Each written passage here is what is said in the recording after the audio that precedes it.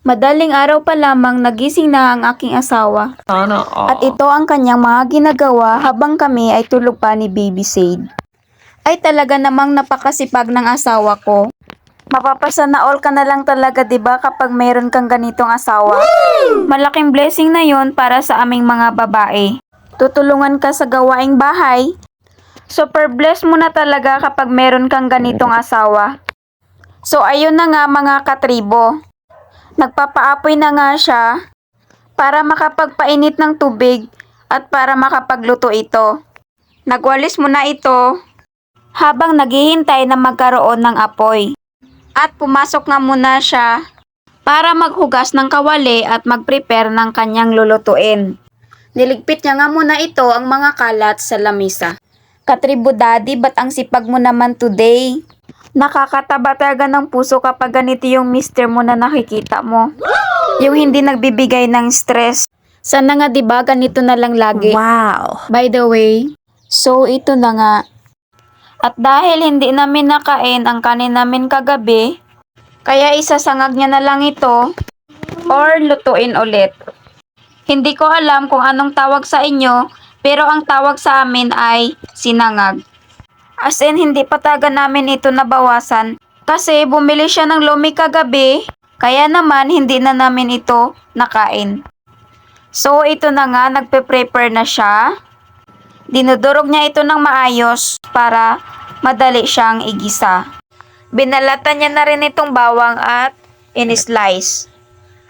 At isinalang niya na rin itong kawali, tapos naglagay ng kunting mantika. At dahil nga walang ilaw sa labas, kumuha siya ng flashlight para makita ang kanyang niluluto. At isinunod niya na rin itong bawang at itong kanin. At minekos-mekos na nga ni Insan ng ilang minuto. Then, charan, ready to eat mga katribo. At nung tapos na nga siya magluto, hinugasan niya ang kaldero para makapakulo ng tubig. At yung kanin ay isinalin niya naman ito sa may kaldero ng rice cooker. At ito ay isinalang niya na nga ang tubig. Hinugasan niya na rin itong mga plato. Pagkatapos kumain na rin siya. At dahil nga madilim pa, sarado pa ang mga tindahan, wala pang mabilhang ulam. Kaya sinangag muna ang kanyang kinain. At pagkatapos niyang kumain, at habang nagaantay ng liwanag, tamang ml lang sa gidli mga pare. Wow. And for the go, magbibihis na nga siya dahil maghahanap buhay pa si Katribo Daddy.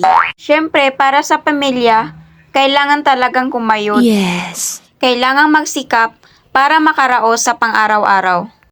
So, nagabihis na nga siya gamit itong uniform nila na pangpasada sa tricycle.